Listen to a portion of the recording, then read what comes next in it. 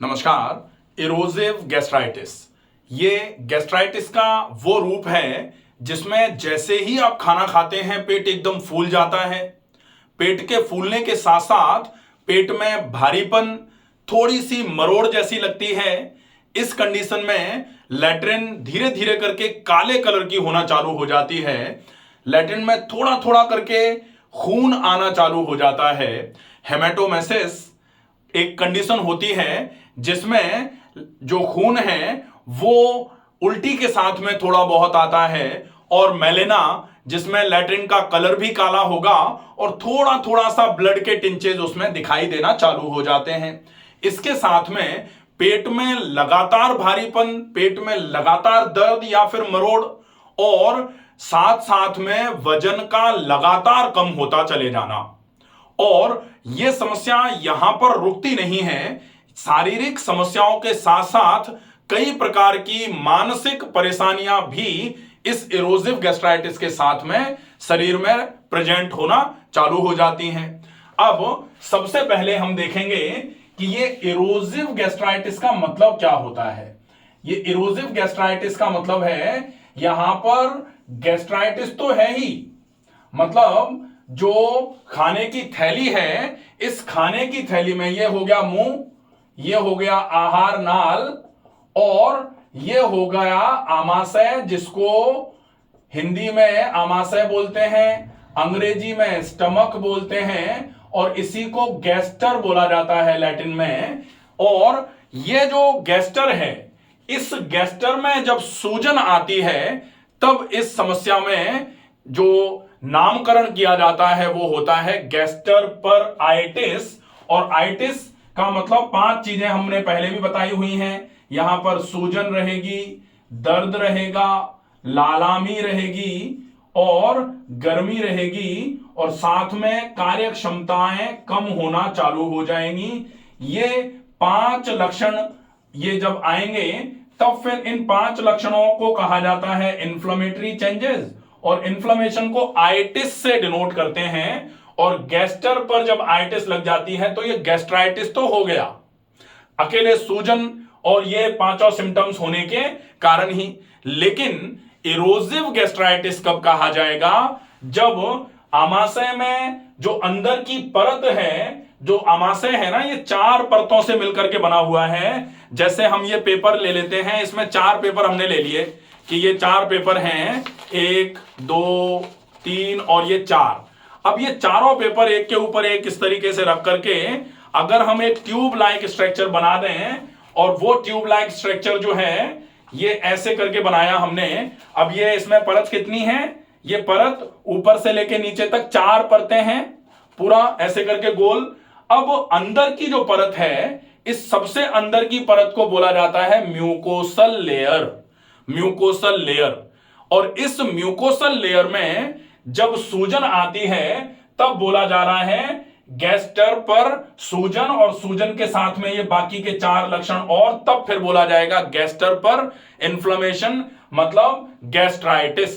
और जब यही जो सूजन वाली परत है इस पर धीरे धीरे करके इरोजन आना चालू हो जाए, ये परत धीरे धीरे करके क्षरण होना चालू हो जाए, इसका क्षरण जिसको बोला जाता है, क्षय होना चालू हो जाए, या क्षरण जब इसका होना चालू हो जाए, या फिर इस पर जब इरोजन आना चालू हो जाए, तब फिर इसको बोला जाता है क्या?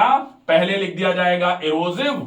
और इरोजिव कहां, इरोजिव नेचर कहां आ रहा है? स्टमक पर आ रहा है, और ये स्टमक पहले से क्या था? इन्फ्लेम्ड था। तो इन्फ्लेम्ड स्टमक को क्या बोला जाता है? गैस्ट्राइटिस। तो पूरा नाम हो जाएगा इरोजिव गैस्ट्राइटिस। ठीक है। अब ये इरोजन्स जो हैं, जो क्षरण हैं, इसके होने का कारण क्या है? जो पेट की सबसे अंदर की परत है जिसको म्यूकोसल लाइनिंग बोला जाता है, उस म्यूकोसल लाइनिंग का क्षय होना विशेष रूप से किन कारणों की वजह से होता है?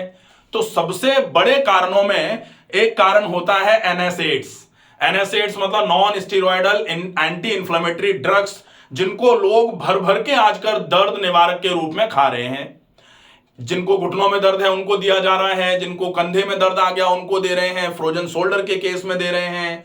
तो ये जो दवाई है, ये दवाई इरोजिव गैस्ट्राइटिस कराने का काम करेगी, क्योंकि दवाई खा तो आप यहीं से रहे हो, मुंह से खाई आमाशय में जाएगी, और आमाशय में जाएगी तो इस तरीके से जो सबसे अंदर की जो परत है, उस सबसे अंदर की परत में ही तो सबसे पहले टकराएगी, और वहां टकरा करके वहीं पर ये इरोजन्स पैदा करना चालू कर देगी। और ये जो इरोजन्स हैं, जब इस तरीके से इरोजन्स होना चालू होंगे, अब इरोजन किस तरीके का अपने आप को रिप्रेजेंट करेगा, जैसे सबसे अंदर का ये वाली सबसे अंदर की लेयर है, अब इस सबसे अंदर वाली लेयर में इस तरीके से ये ऐसे करके इसमें कहीं ना कहीं डिसकंटिन्यूएशन आना चालू हो जाए, या ये जो है ये क्षय होना चालू हो जाए। ये तो फटी गया पूरा, ये अल्सर हो गया, ये मान लो ये अल्सर हो गया, ठीक है, ये पूरा का पूरा इस तरीके से होल हो गया, तो ये अल्सर हो गया। लेकिन इसमें अगर इस तरीके से कट्स लग जाएं, अगर ये कट लगेंगे तो इस कट को बोला जाएगा,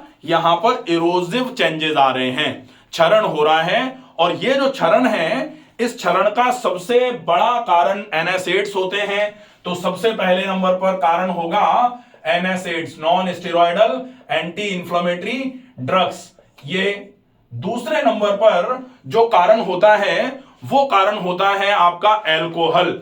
अगर ये अल्कोहल है तो डेफिनेटली ये अल्कोहल आपकी इस समस्या को बढ़ाने में सबसे ज्यादा काम कर सकता है।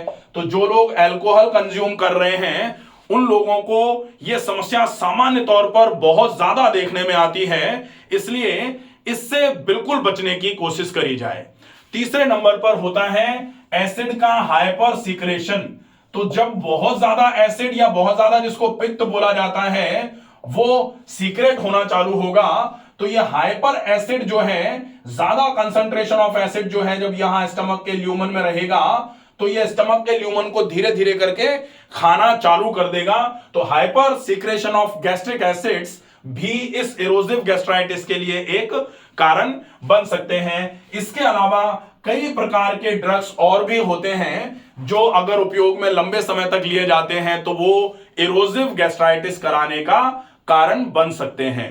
इसके अलावा तनाव बहुत बड़ा कारण होता है इस समस्या में, और एक्यूट स्ट्रेस जिसको बोला जाता है, एकदम से अगर कोई तनाव आ जाए जिसकी वजह से एकदम बहुत ज्यादा परेशानी रहे, 2 से 5 दिन भी अगर वो परेशानी ज्यादा रह गई, तो वो आपको एक्यूट स्ट्रेस की वजह से एक्यूट डिस्ट्रेस या एक्यूट स्ट्रेस इरोजिव गैस्ट्राइटिस करा सकता है। उसमें फिर आपके बाकी और कोई कारण नहीं हो सकते, कोई बस सब बिल्कुल बढ़िया चल रहा था, कोई दिक्कत नहीं थी, लेकिन एक्यूट स्ट्रेस आया और उस स्ट्रेस ने एकदम से इरोजिव गैस्ट्राइटिस करा दी। तो वो जो होती है, अब हम जब टाइप्स देखेंगे तब देखेंगे, इसको बोला जाता है एक्यूट इरोजिव गैस्ट्राइटिस।